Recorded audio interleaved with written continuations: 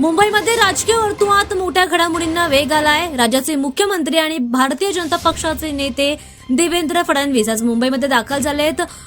2026च्या बृहन्मुंबई महानगरपालिका निवडणुकांच्या निकालाच्या पार्श्वभूमीवर ते आज मुंबईमध्ये उपस्थित राहिले आणि चर्चगेट परिसरामध्ये त्यांनी घोषणा देखील केली। दरम्यान संपूर्ण शहराचं लक्ष ज्याच्याकडे लागलं होतं ती म्हणजे बृहन्मुंबई महानगरपालिका निवडणूक 2026ची आणि आज त्याचा निकाल लागला आणि यामध्ये भाजपाने बहुमताने विजय मिळवलाय।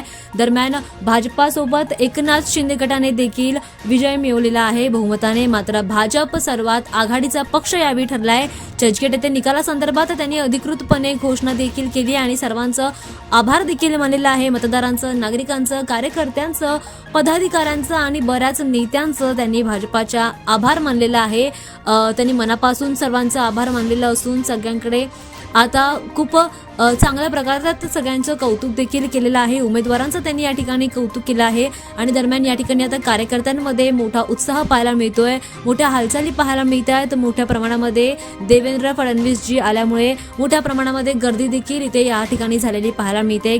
भाजपाच्या चर्चगेट येथील कार्यालयाच्या इथे मोठ्या प्रमाणात गर्दी झाल्याचं पाहायला मिळते। बीएमसी निवडणूक 2026 हा मुंबईच्या राजकारणाच्या दृष्टीने एक अत्यंत निर्णायक टप्पा मानला जातोय आणि या निकालाचा थेट परिणाम आता मुंबईच्या कारभारावर, विकासाच्या दिशा ठरवणार आहे आणि त्यातच आता भाजपा बहुमताने जिंकलाय आणि आता मुंबईमध्ये आज देवेंद्र फडणवीस यांनी त्यांची उपस्थिती लावली, घोषणा केली। त्यामुळे राजकीय वातावरणात आनंदाचा जयघोष पाहायला मिळतोय। भाजपाच्या कार्यकर्त्यांमध्ये मोठा उत्साह या ठिकाणी पाहायला मिळतोय।